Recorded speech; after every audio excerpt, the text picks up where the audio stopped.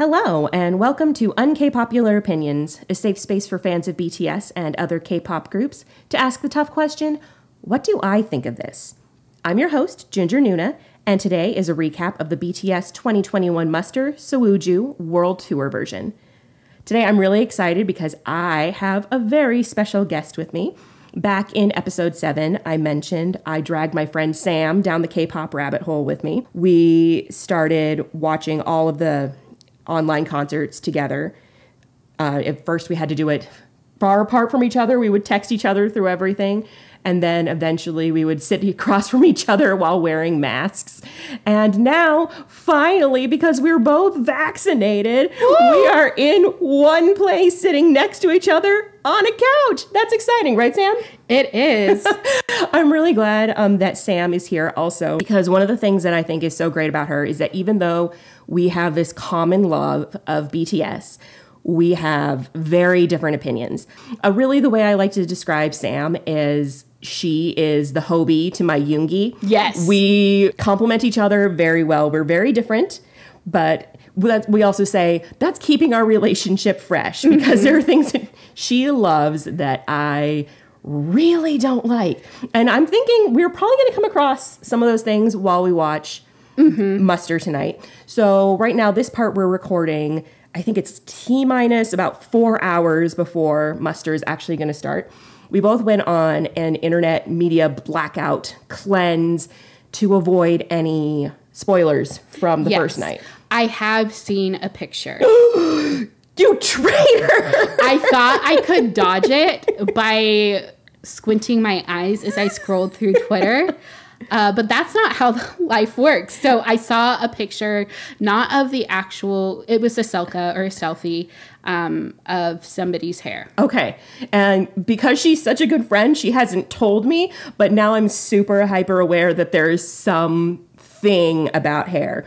But I figured since we don't really know anything going into this, before we watch the Muster, I think it would be a good idea to talk about what we hope will or will not be in this Muster, because we've also watched several of the previous Musters together thanks to Bang Bang Cons, where they've replayed those.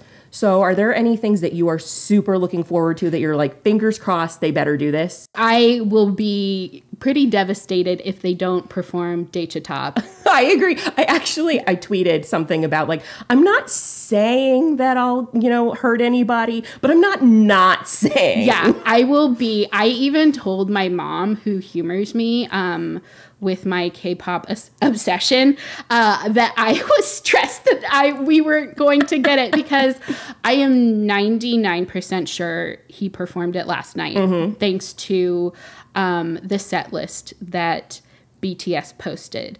Right, the one with like that kind of looked like a redacted set list. So not like like I was saying, we haven't seen the set list for what happened last night. But the teaser set list. So I think that is what I want. Daechwita debuted about the time that I really fully fell down the BTS rabbit hole. I'd been able to recognize them individually for about a month because that was a challenge at first. You were no longer calling them plaid boy and translator boy. No, but I guess a better way to say it is that Daechwita is the first time I feel like I was a part of something with the rest of BTS's fandom. It was like essentially your first comeback. Yes, it was my first comeback. It was the first thing, like everybody, I remember we texted back and forth about the teaser photos. And then... and debating is like, is this Jungkook? Is this who is this? What is this? So yeah, this has been really long, but I really want Daechwita to be played. I would really love them to do some of their older hits. So not like Boy with Love era, more like back in 2016. I would love to see Fire because that's another one of my favorite. Seeing Fire. Yeah, Fire. The Fire music video is my favorite music video. So I really want to know that they're having a good time with it. I think that being away from ARMY has been really hard for them, and so I hope they have joy performing, even though it isn't for actual people. Right. I'm hoping, I have a relatively short wish list, and it's not even about specific numbers that I want. For context, Sam and I, when we watched Map of the Soul 1, we watched the second day as well. So when we went back and after going on our internet cleanses and not knowing anything about that, when we go back and look at the internet and realize, oh my gosh, day one Yoongi's hair. Oh my gosh. I'm mad about day two Yoongi's hair. Day one Hobie's on costume where he's not wearing the shirt under it and he has the tattoos. Like, I feel like we were cheated by watching the second day, with the exception, I think, Jimin and Jungkook, they're solos. Yes. We got the superior costumes. I totally agree. Actually, no, I disagree. I think Jungkook's day one, the full leather outfit is keeping the relationship fresh. Yes. That was the one I was bummed to, like, not that I didn't love open shirt Jungkook. There are some things from day one that were so great. And also day two, I think that understandably, especially after such a long period of not performing every other day, they were a bit more tired after. That was the concert where Yoongi later on said, like, I wasn't doing the on choreography correctly because of my shoulder. Mm-hmm. And I didn't notice it, but when you go back and rewatch it, it's like, oh, you're right. He's not doing it correctly because he's in so much pain. And this was right before his surgery. So I'm hoping that we get the good hair tonight, whatever that may be. Typically, that means foreheads for me. I do not want Min Holly Tae. I don't understand Min Holly Tae. I like Min Holly Tae less than mullets. And that is saying something. Oh, I love the mullets. I hope Namjoon still has his mullet. I hope that Yoongi still has his mullet. I hope that we have moved on from butter yellow Hobie. Highlighter yellow Hobie. Yeah. It didn't work on Hobie. It didn't work on Yeonjun. Don't like it on anyone. I hope that he takes a step backwards to that step, like what he was right before he debuted highlighter Hobie. The hair color he had at his sister's wedding. Mm-hmm. That blonde Hobie, yes, I like that. Oh. That's not keeping it fresh. I think the trouble with having such blonde hair is that if you don't have highlights, it just looks unhealthy. Okay. I think that, like, the only person I really love platinum blonde is Jin. I would give anything for blonde Jin again. Fire era Jin. I'm sorry, are you not remembering original August D. Yoongi? I mean, like, that was amazing, but I think that, to quote one of our favorite Twitter personalities, Kate Hollowell, blonde Jin sees you and he forgives you for your sins. Oh, yes. God, I love Kate so much. Okay, no, that's fair. Mm-hmm. That's fair. I think another thing that I'm really hoping for with this muster, specifically the one that we're watching, I was really sad that we didn't get to watch Jimin have a breakdown. Yes, I was about to ask, is it bad that I want Park Jimin to cry a little bit? It's not that I want them to feel bad. That's not what I'm going for. I want to watch someone have a breakdown. That's just... yeah. I would also really like to manifest Jungkook's eyebrow piercing being a real thing. Oh, I want to see the sleeve too. I want good, high quality shots of the sleeve. I need you to free the tats. Let those puppies breathe. So let them out. Everyone wants to see them. I know that we would really enjoy it. Speaking of arms, I would love to see a Namjoon bicep. But yeah, I really hope there's Daechita. I hope to see Fire or No More Dream, which are like some of my favorite old hits. I'm really interested to see what they will do for the world tour because to my knowledge, they sing songs in English, in Japanese, and in Korean. So I'm wondering if they've learned new songs. There was something on Weverse. There was a list of songs. I didn't quite understand it. Mm-hmm. I don't know if it's because I'm old or because I didn't quite understand how it was translated. But maybe those songs are included in some way because they were trying to get ARMY to interact or tape themselves singing these songs. Yeah, I'm really curious on what this is going to be. I'm really excited. I'm really nervous. And when we come back, we're going to have already watched Muster Sowoozoo. It feels really weird to say that. Sowoozoo. It sounds like I'm saying soju. I'll probably pronouncing both of those things incredibly wrong, and I apologize. But for those of you who don't know, Sowoozoo is the Korean title for Microcosmos, which is, I'm sure they're going to sing. I would be shocked if it wasn't the closing number. Yeah. Because I think it was Tae said that what he really wants most is to perform that with Army. So I'm thinking that's what we're going to get. I don't really have any specific expectations. I really hope there's not a ton of aegyo. Like that one year where they dressed up in overalls and sang everything like Cupid dolls. Like, it was cute for about 5 seconds. But honestly, otherwise, I'm ready. I'm receptive to anything. And in the next part, we're going to be telling you what we felt after watching the whole thing. And we'll be back. All right. So we are back. We're back. It's been several hours because we had to go be adults and do our jobs. And now finally we are able to chat again. Unfortunately, we are not sitting side by side on a couch like we were. We are talking through the computer. And so the sound quality is going to be less than great, but it's what we've got, right? Our wit will make up for it. So I guess we should just run through the track list. Okay, so I think what we started out, just like everything, we started out with a VCR, and I was getting some really big Snowpiercer vibes. I was mostly, and this is just a pet peeve in general, when people who are driving in a film or a VCR do not keep their eyes on the road. And Hobie kept taking very long glances at Namjoon, at the other members, and I felt that was irresponsible, and it took me out of the VCR. I just remember during the VCR, it took a while to figure out who was driving, and we were both just like, is it Namjoon? Please be Namjoon. It would be so great if it was Namjoon. And then it wasn't, and that was just kind of a big letdown. They missed a big moment with that.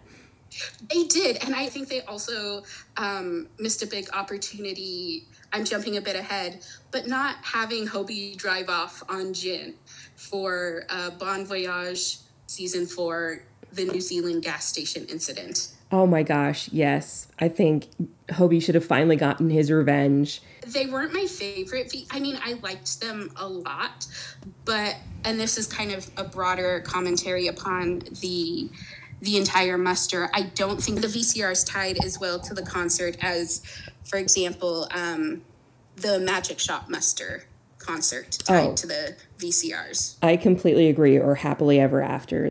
I didn't love the VCRs. I think that there was a storyline, but it wasn't very engaging. Yeah, I think that's a really good way to put it. And honestly, I think they could have also gotten rid of a VCR and put in what they've done in the past, where they've done kind of a skit.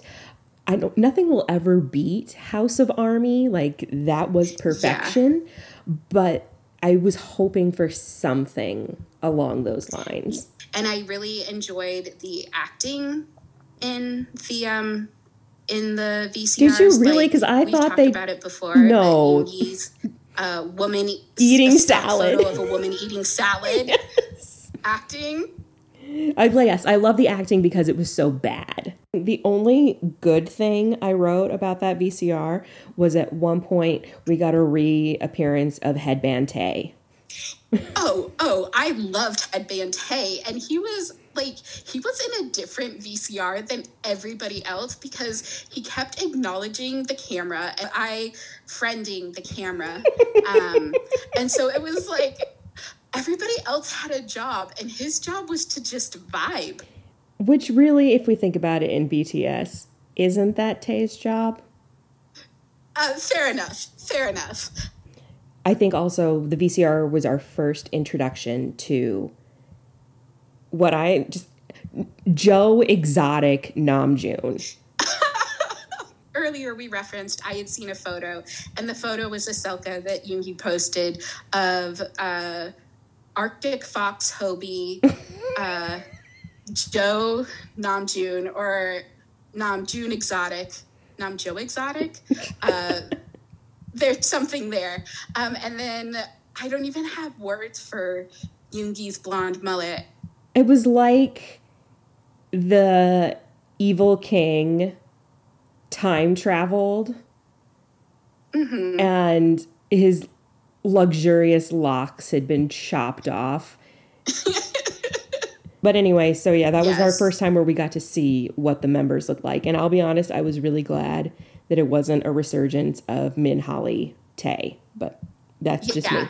So let's go ahead, and now that we've kind of gone through all the VCRs, let's just go through the set list.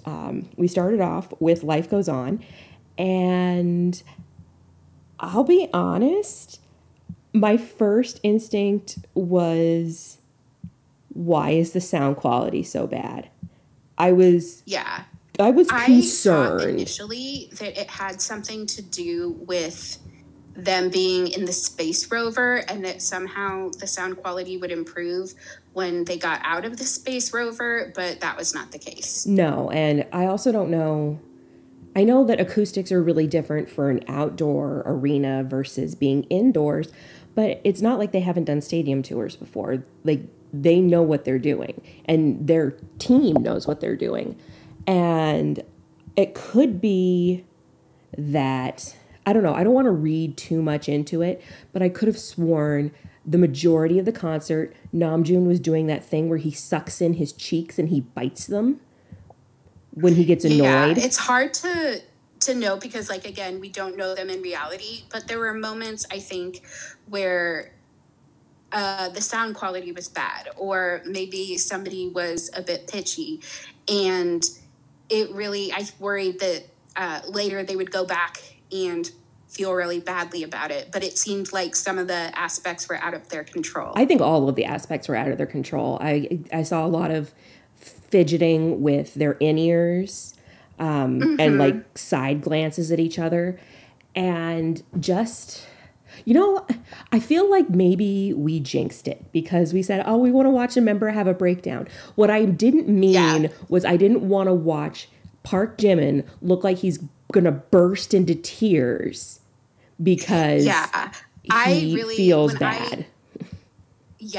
And it's like, that was my biggest thought about the sound quality. Like, I just felt like there were moments where I really worried that after the performance, the members would be really hard on themselves. And I think, looking at it with a few hours of hindsight and also some sleep, I enjoyed it as an experience, even if the performances and the concept weren't my favorite. True. And I think it's different. It's hard to pull off because we're watching it through a screen. And it's so much easier to forgive little things when you're there in person. I will say we wished for the tattoos to be on display, and they were. So thank you, Jungkook, for sharing that with us through the entire concert. That was great. I really, also speaking of a new addition, I have seen a lot of debate online about whether the eyebrow piercing was real, and I think it was real. I think it is too. I said something on Twitter about how the way that Jungkook rebels is through body modification. We all know that he got his sleeve initially during their summer vacation. I am willing to bet he did not ask for permission, and he just showed up back at work, and they were all like, what do we do about this? And to be fair, he was raised by, or not raised, but somebody who was a direct mentor also displays that behavior. I think that Jin set a good example for Jungkook. My favorite memes are the ones that are like, Jin raised his best friend, and I always enjoyed their dynamic, but I also think Jin set a really good example of being like, this is a boundary. It's my body, and I will try as much as they can to just not do certain things if I don't want to do that to my body. Or I'm going to drink on this V Live. I think that, like, the tattoo sleeve is a really good, like, that's a good outlet for somebody like Jungkook to have some sort of control and autonomy over his body. Exactly. Or his life in general. Because I think they all have to have some way. And I have different theories about how they all cope. But that's neither here nor there. So then the second song they went into was Butter. I mean, it was Butter. Pretty expected. And I was kind of like, I really love, I think it's the Cooler remix. I have told you that I wish that had been the original remix, but Butter has grown on me and I fully expected it to be part of their performance. So I was both glad to see it and I was also glad that it would be like one of the first songs. Keeping it fresh, I am already buttered out. Like, you know how it took us a while to have Dynamite fatigue? I have already reached Butter fatigue. I'm kind of over Butter. And speaking of being over things, they went straight into Dynamite. So at least I do not care for any of the Dynamite remixes. And so the choice to do Tropical Dynamite, I would have rather they'd done the Christmas one, if anything. I was just really... So that wasn't my favorite part of the performance. I just was really thinking, I knew they were going to do these two songs, and I'm kind of glad they got them out of the way early so I can move on with my life and enjoy the rest of this show. Yeah, I agree. I was glad to, like, have the guaranteed songs, like, out of the way. Now I can be excited about the rest of the set list and kind of have hope that the songs I want to be performed will be performed. Yeah. So after they performed their two English singles, they started to go international. This is, I think, what they meant by World Tour Edition. It was the very first performance of Film Out. Have they performed it anywhere else? I don't believe so. I feel like there would have been...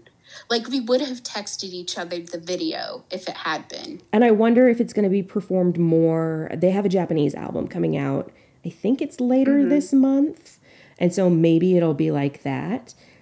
But Film Out is one of my top 10 songs for BTS of all time. So I was so happy to see that they got to do that.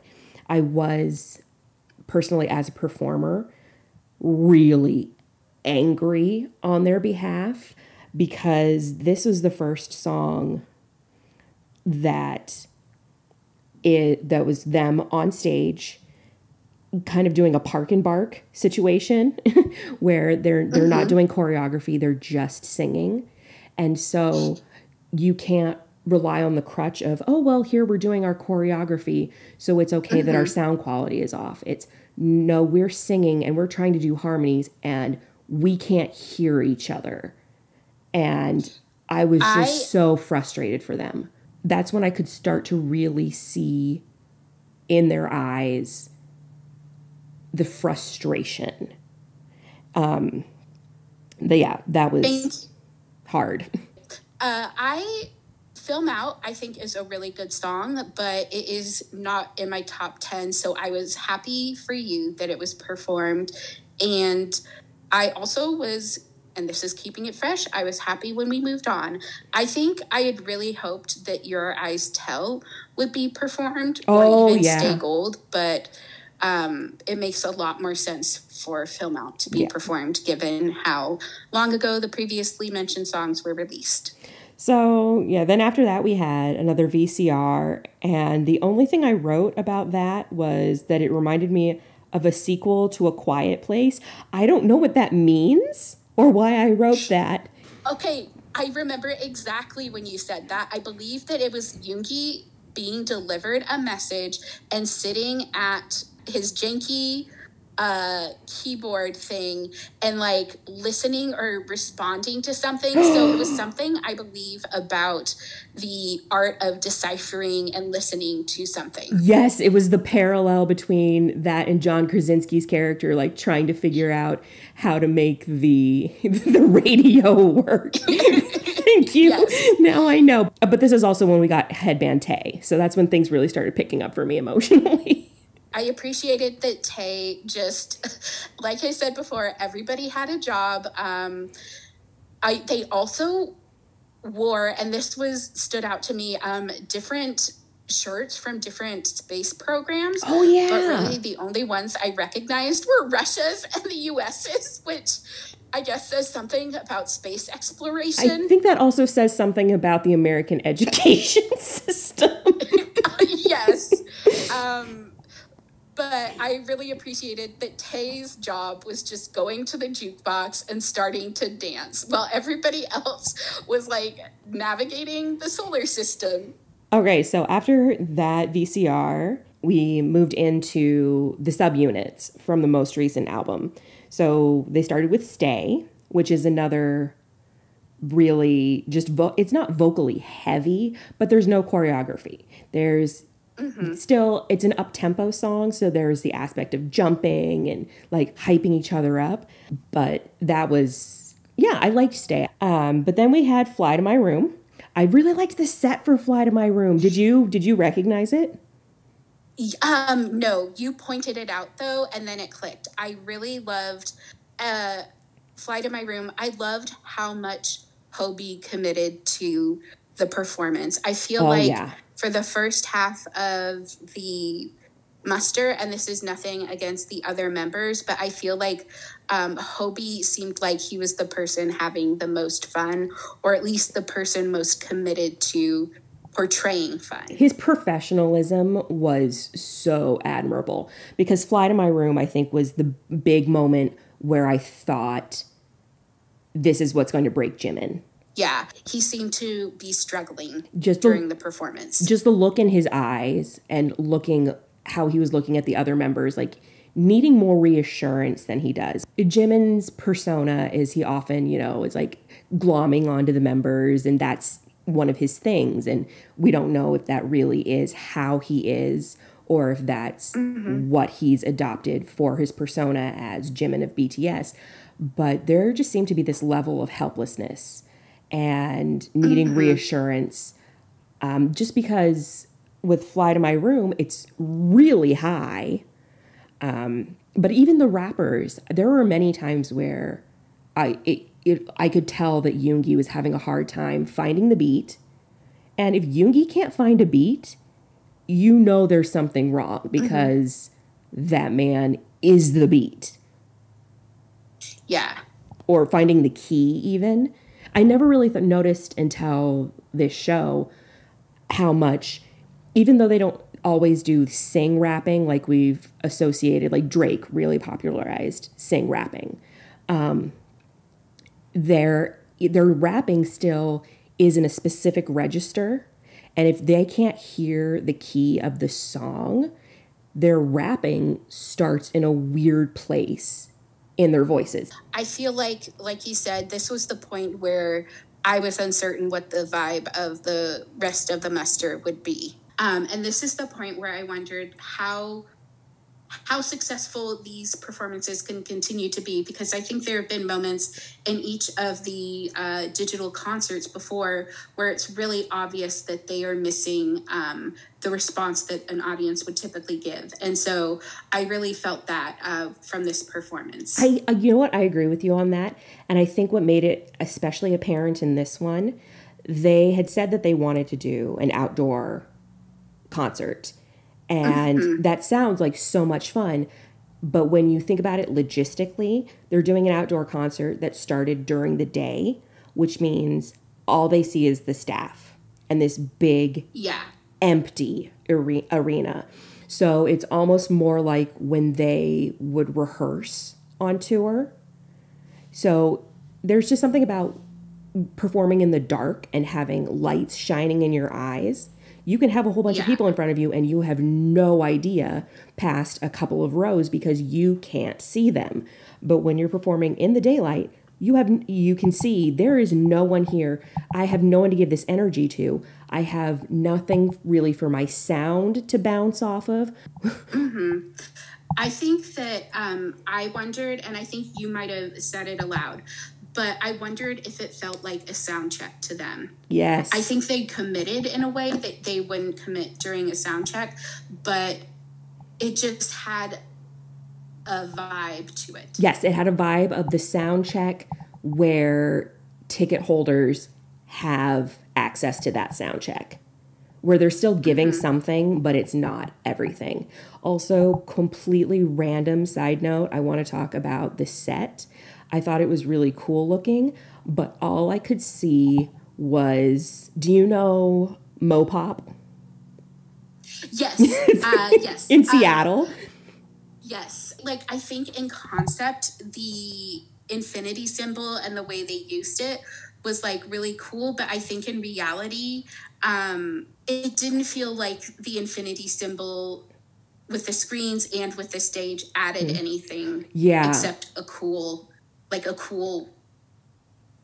performance piece. Because there weren't a lot of aerial shots, but also the whole point of having a stage that branches out like that is because you're going to have audience members all over. And instead of just having one flat plane and only being able to play and interact with this certain amount of people, by having a stage that's set up like that, you can go around and interact with more people.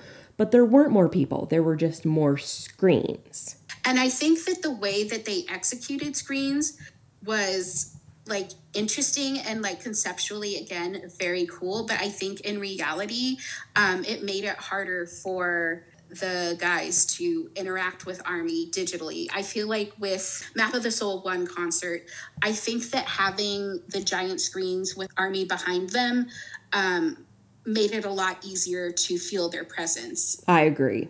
I definitely agree. So moving on song-wise, the next song, it was very apparent just by the background. It's like, this is going to be Chicken Noodle Soup. My first thought was, and I know I told you this, and it was probably really annoying in the moment, but I was like, oh, we're not getting De Chata. They chose to do two different songs. In the moment, I was pretty disappointed. But as the performance progressed, I really became glad that they gave Hobie that opportunity to perform. That's true. I think it's easy for us to forget because Hope World was released so long ago that, you know, that it exists and how important it is. I think we just all have our minds on D2 because it was the most recent mixtape. And we all knew that De Chata was going to be performed. I was really, really disappointed that we didn't get to see it. And I will say that we went back after watching the concert and watched a grainy bootleg version of De Chata on YouTube because that's what we had to resort to. And I actually really liked that performance more. I felt like the members had a better grasp of De Chata. I think this was probably because with Chicken Noodle Soup, all the members are really good at the dance because that's what they would do. That was a big thing when they were in New Zealand, was they would go around doing the Chicken Noodle Soup dance. But with De Chata, they all would joke around and rap it. So I felt like, in particular, Jimin's rapping was much better in De Chata than it was in Chicken Noodle Soup. But also, is that because he was trying to rap in Spanish when he doesn't even speak English? Yeah. It's hard to tell. I think, hindsight being 2020, I enjoyed both performances equally. I enjoyed different things about the performance, though. I think for Chicken Noodle Soup, my favorite moments were when Hobie was performing it and when the focus was on him and dancing, because I think, again, throughout this concert, he just absolutely killed it. Yep. And so I really appreciated him as a singular, and then I enjoyed what the other members added, but I definitely appreciated De Chata more more for how they executed all the different members performing different parts. I think, again, Hobie killed it. Oh my gosh, he was so amazing in Daechwita. So I feel like Daechwita also, the focus was more on the BTS as a whole, and Chicken Noodle Soup really felt like it was Hobie's performance, and then the other members supported him. True, although I will say I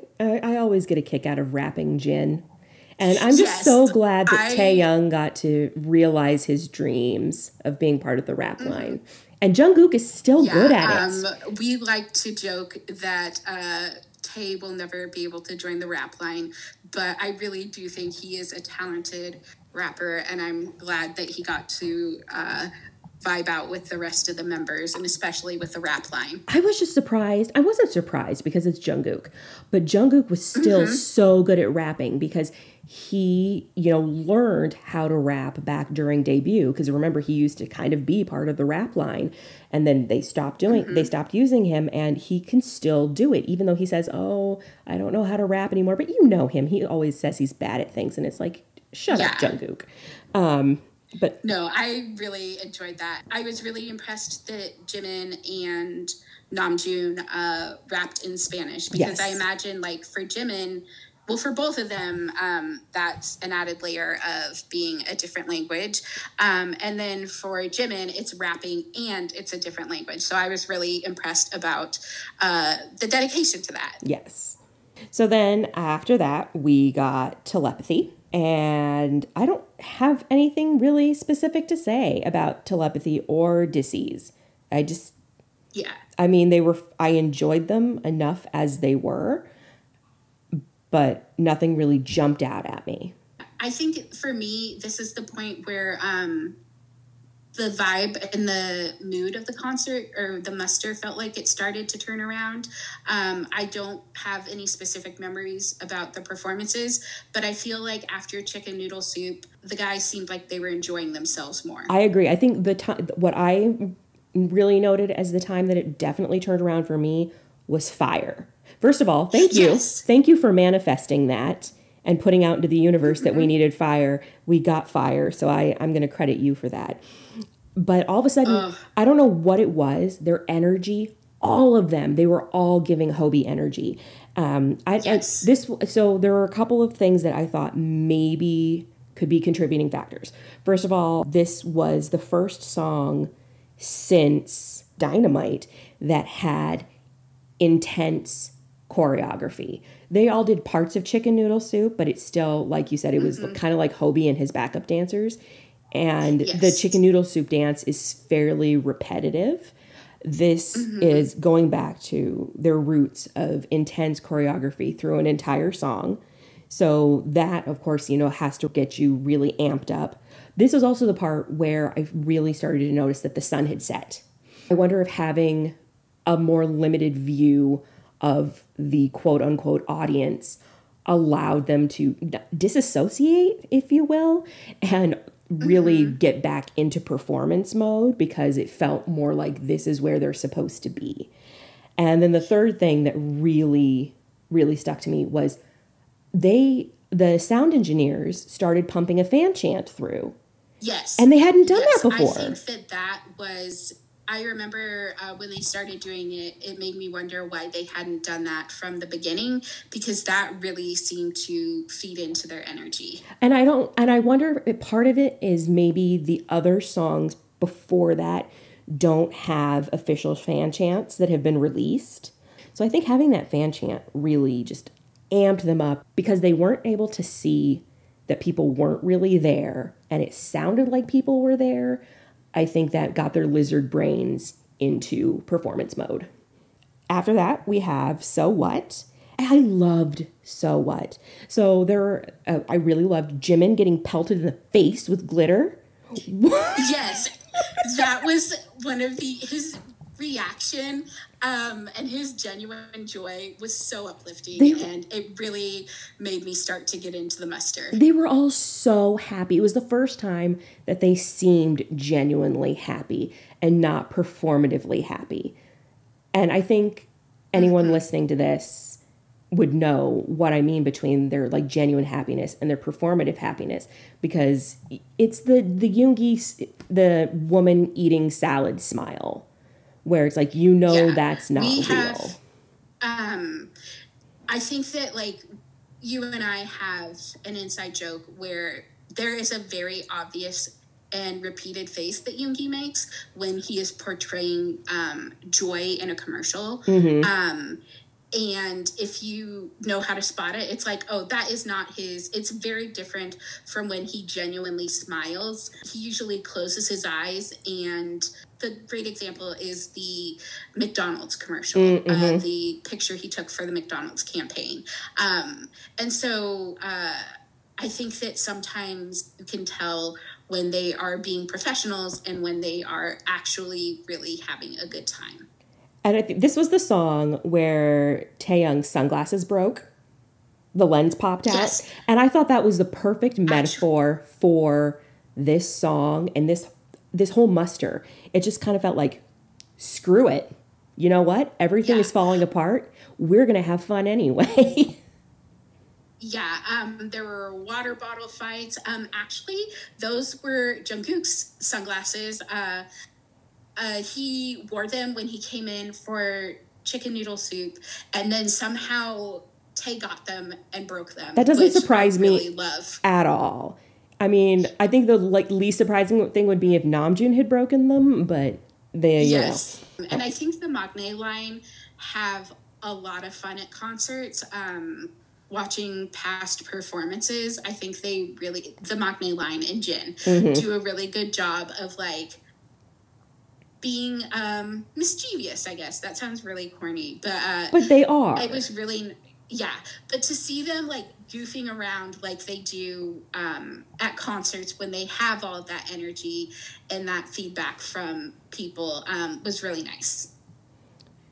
So then after we got So What, they did Not Today, which it was good. It was a good continuation of it. It was, I don't know if it was the perfect song choice.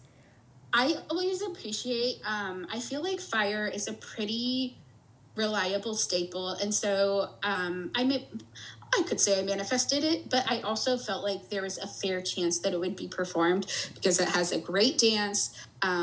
It's a really equal divide between the rap line and the vocal line, which sometimes, especially in some of their more recent songs, isn't always as apparent. So I feel like I expected Fire. I didn't expect Not Today. And so I appreciated that I was surprised. Which was very nice. So then after Not Today, that was what it was. You know how at the end of every concert, they do that thing where they like try to do a fake out and it's like, this is the end, even though you know it's not the end. But what they did was they focused on the army screens, and I didn't time it, and I kind of wish I had. It felt like it was 20 minutes of panning through the army screens, and I was so bored. I did not like that. This was one of those times where I was like, why didn't you do another VCR, or why didn't you start your VCR sooner? Because unless maybe because we didn't watch day one, maybe there was something going on backstage. Maybe there was some kind of backstage drama where they needed to buy time. So they kept panning across all of the army screens, which, were interesting for a little while. It's always cool to see people of different ethnicities and ages and genders showing pride for their countries, but also showing pride in being army, pride in loving BTS. But the background noise was a recycled audience cheer that I assume they took from a previous concert. And so it would start kind of low, and then, it would be big and odd, and it would peak, and then it would fade out. And then the same thing would happen over again. And I feel like they went through that cycle at least 10 times, and that just made it seem so fake. It would have been better if they'd played the VCR twice. Oh, I hadn't even thought of that. Yeah, this is going to be one of those things where during their next documentary, it's like, this is what happened backstage where Jungkook cut his foot open and couldn't breathe and fell over or whatever happened. Because it's always Jungkook who's having some kind of nightmare health scare backstage. I feel like that is because, and this is a completely different topic that you might cover someday in the future, but I feel like Jungkook really pushes himself. I feel like he and Jimin are the two members who push themselves to the breaking point, and I worry sometimes that they don't go easy enough on themselves. Yeah, and I know that Jimin gave an interview to Rolling Stone recently where he talked about how he doesn't feel like he can ever be less than perfect, and that he doesn't deserve the grace of having a bad day. Yeah. And I think that that's something that all performers have to kind of make their peace with. Everybody in the world has days when they are not at the top of their game. And so I really hope that they start to give themselves more grace. I don't know. I went off on a tangent there. It's okay. I can edit it out. No, I'm just kidding. Yes, I mean, I might. Do. Who knows? No. So then after they finally got through the last VCR, we came into Wishing on a Star. First of all, I thought it was really hilarious that the screen cap for Wishing on a Star showed up in the middle of Not Today. And we're like, is this going to be a medley or what is going on here? And then we realized, no, somebody made a mistake. Not a big deal. What I thought was interesting, and by interesting, I mean dumb, is that they did Wishing on a Star in Korean. Wishing on a Star is one of their original Japanese tracks. And first of all, I felt like calling this world tour version was kind of misleading. It's like, okay, so by world tour version, you mean you're going to do Film Out and Chicken Noodle Soup. I don't know what I was expecting. I think I had this vision of Atsukare in my head, which I know also wasn't from a Muster. It was from a Japanese fan event. But still, it was something I thought there would be new foreign language other than just in the beginning when they did their greetings and half of them copped out and did English. But I'll be honest, we specifically chose to watch day 2 because they said it was the world tour. And I'm really mad that that's what we ended up watching because I think we probably would have enjoyed day 1 more because it had Daechita, it had Namjoon in a sleeveless shirt, it had Jimin with a lip ring, it had Yoongi with slicked back hair. Yeah, also, just like apparently I manifested this in the wrong way, I said I wanted us to get the good hair. Once again, we were screwed. The good hair was day 1. And what are you talking about? We got those hats. Oh my gosh. We got those. You mean the hats? Those Angry Birds hats. Oh, not the Angry Bird hats. You're talking about the Angry Bird hats that showed up during Wish Upon a Star or Wishing on a Star? Yeah. Okay, so the Angry Bird hats, I will say, those were the closest we got to Aegyo, and I appreciate that. So I told you at one point that I wanted to buy the hat, or I would buy the hat because they wore it with the merch. And then I immediately began to question my life. I questioned your life. I'd make. I think I will cut you some slack because it was 4:30 in the morning. Yeah. I don't mind Aegyo as much as you do. I think it can be really funny. I especially love it when Namjoon does it because he so obviously wants to commit, but it makes them deeply self-conscious. And I really love with UnKpopular when he sung does Aegyo. And I also love when Sunwoo is my bias. Because he's so good at it. I think Sunwoo sells Aegyo. And so I almost would have rather had more of that. So after Wishing on a Star, the Korean version, for some weird reason, we moved on to A Supplementary Story, You Never Walk Alone. And I like that was a song that Doesn't Care performed live very often. I don't know if it's ever been performed live. And it's kind of, I think that song was released on the same album as Spring Day.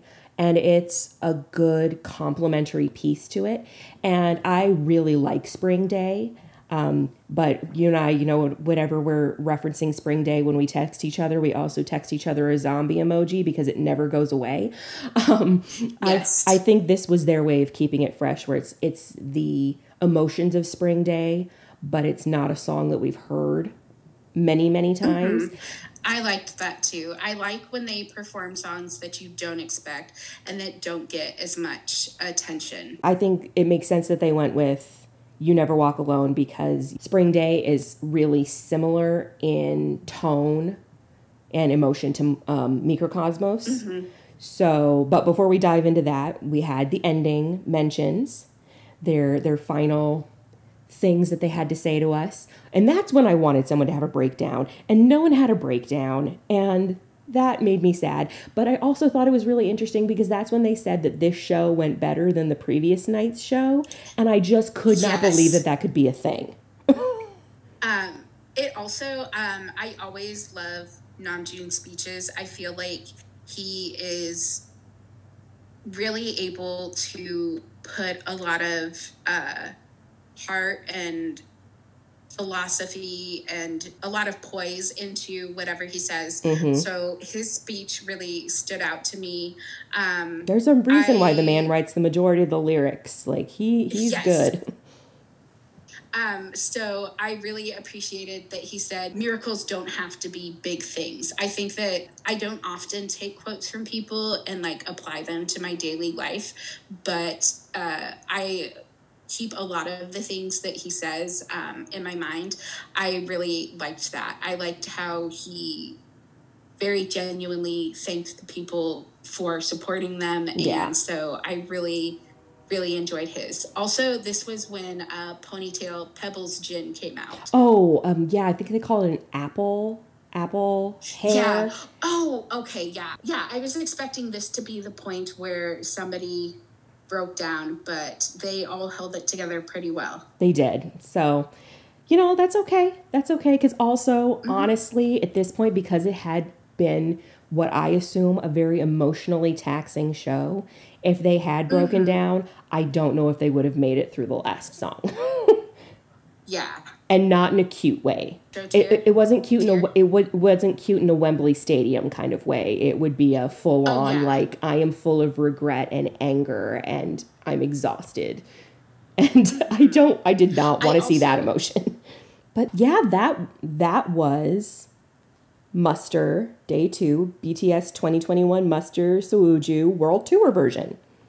And I'll be honest, I wish I'd watched Day 1 instead and then watched the highlights from this one online, but hindsight is 2020. Fool me once, shame on you. Fool me twice, shame on me. Like we said after Map of the Soul 1, oh, we should really watch the first one, but we did it again anyway, and I feel like that was probably my fault, and I apologize.